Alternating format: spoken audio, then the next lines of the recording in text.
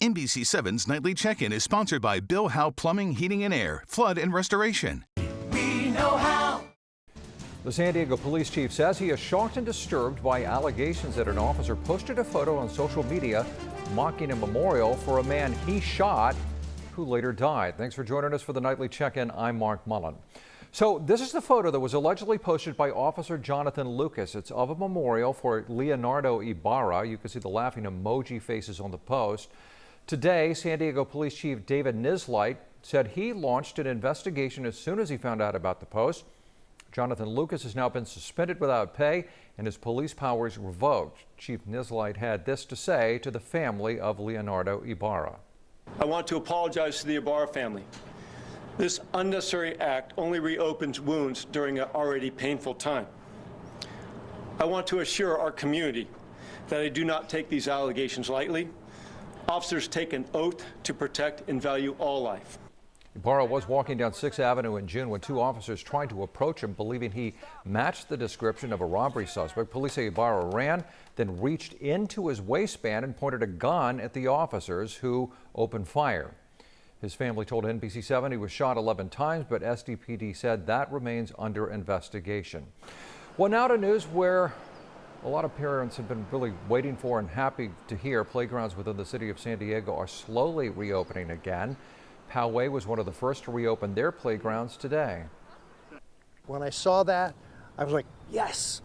And so when I ran by here this morning, I thought, I'm going to cut me some caution tape. Finally got these playgrounds open, and I couldn't be more excited.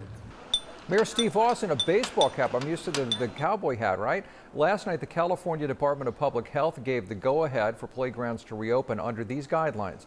Face masks will be required for anyone over the age of 2.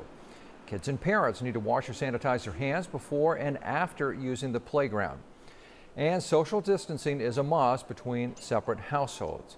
If you did not receive a COVID stimulus payment for your kids, you may want to listen to this as well. Tomorrow is a deadline to receive a $500 benefit payment for each dependent child. Families must submit a request to the IRS using the so-called non-filers tool. The stimulus checks were approved by Congress in spring to help low and middle income families cope with financial losses during this pandemic. Disney announced it will be laying off 28,000 employees because of the pandemic's impact to its theme park business. Around 67% of those layoffs are part-time employees. The company declined to break down the layoffs by individuals' park locations. While theme parks in Florida, Paris, Shanghai, Japan, and Hong Kong have been able to reopen with limitations, both California locations remain closed for now.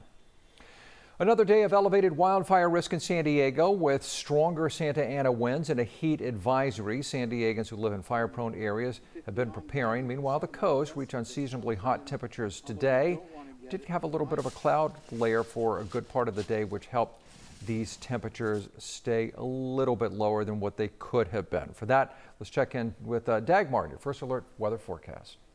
Looking at your Wednesday, you will continue to feel the heat all the way through to the beachfront cities. So the coast will end up seeing about that low, upper 80, low 90 degree mark. In the inland valleys, you're still looking at about the low 100s. So a warm, most likely record-breaking day in store for you, plus low relative humidity there, as well as in the mountains. You've got about the upper 80s, low 90s. Deserts, you're looking at about 106, 104, 5, and 6. So still hot, still dry out there. Still the red flag warning and the heat advisory in effect.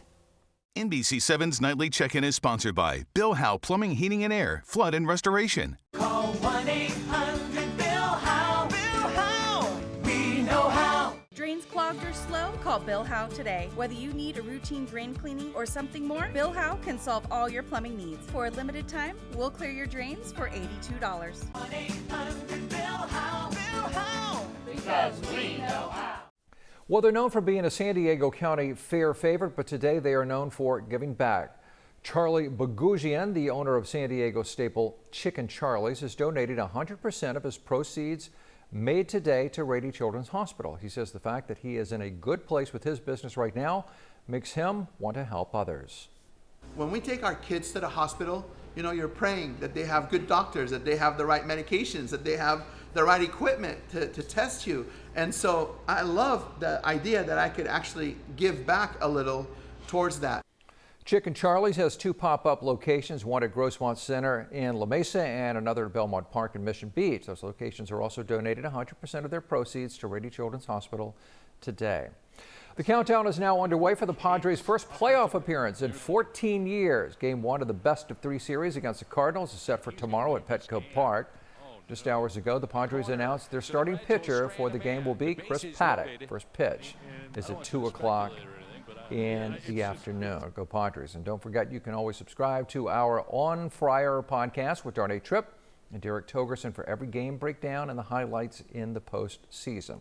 Okay, before we sign off, the presidential debate is underway tonight. Make sure to head to our website, NBC7.com, for a full breakout. Should be interesting. We'll have new content under our Politically Speaking section. That's going to do it for our nightly check-in. I'm Mark Mullen. Thanks for watching. Be safe. Have a good night.